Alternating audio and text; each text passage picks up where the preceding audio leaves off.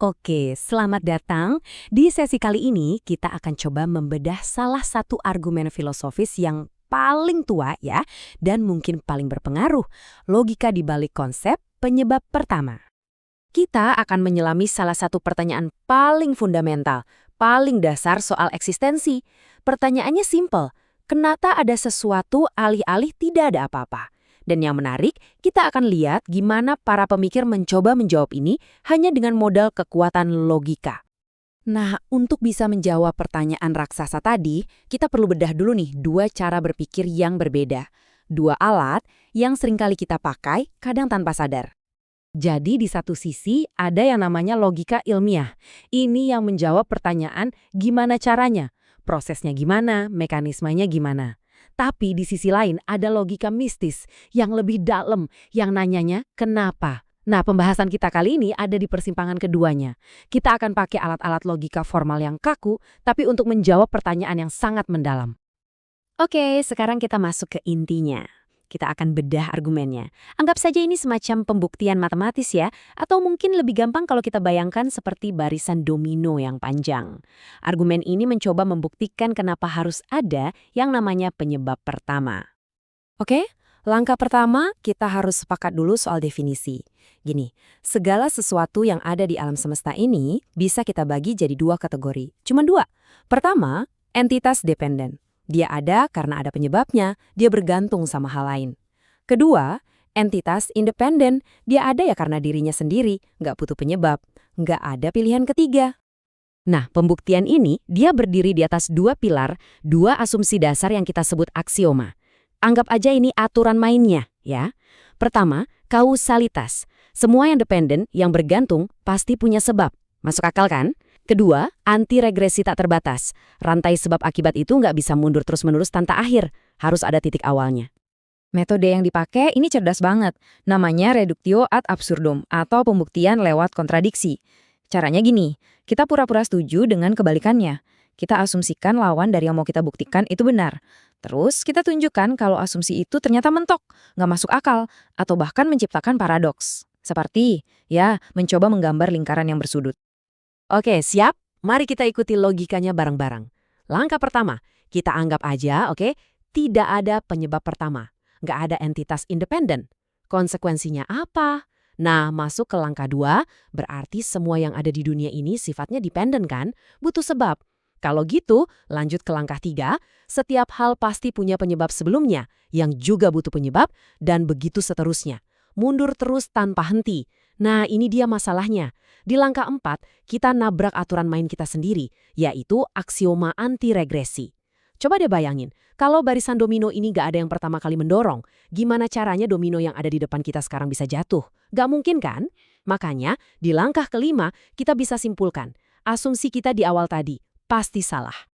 Jadi kesimpulan logisnya mau nggak mau cuma satu. Untuk menghindari paradoks tadi harus ada minimal satu entitas independen. Sesuatu yang jadi pemulai rantai ini. Itulah yang kita sebut penyebab pertama. Atau dalam istilah filsafatnya wajibul wujud. Sesuatu yang wajib ada. Oke, kedengarannya rapi banget ya pembuktiannya. Tapi apa ini benar-benar anti peluru? Tentu enggak. Sekarang mari kita coba pakai kacamata skeptis dan lihat di mana argumen ini mulai goyah.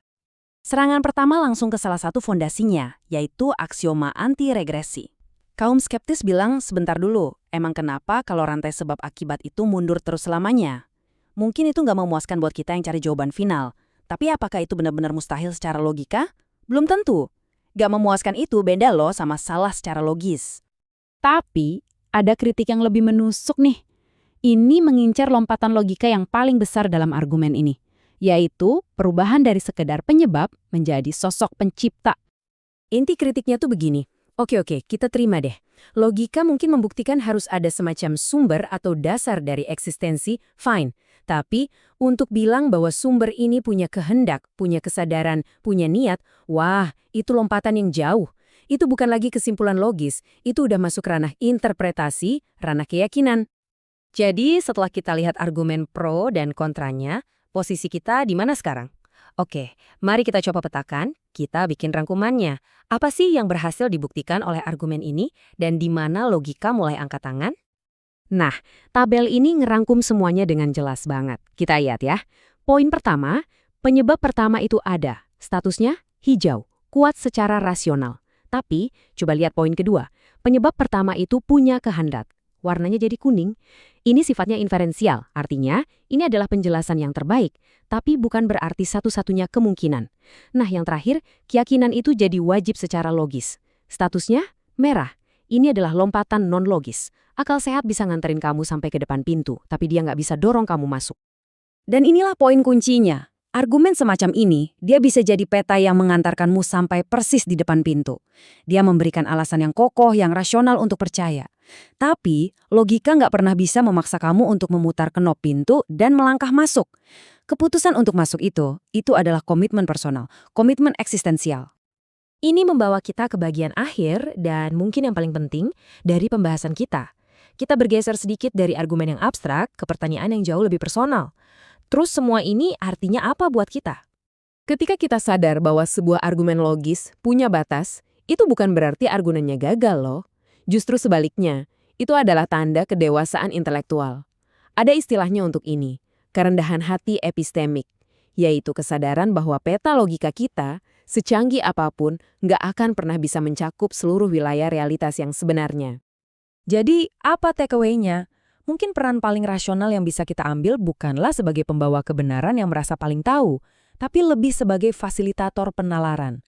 Tugas kita bukan untuk memaksa orang lain sampai di tujuan kita, tapi untuk berbagi peta, berbagi kerangka berpikir, dan mengajak mereka untuk memulai perjalanan mereka sendiri. Dan pada akhirnya, argumen ini meninggalkan kita semua di sebuah persimpangan. Sebuah pertanyaan yang nggak bisa dijawab oleh rumus atau logika manapun. Pertanyaan ini hanya untuk Anda. Di mana batas logikamu berakhir dan di mana pilihanmu dimulai.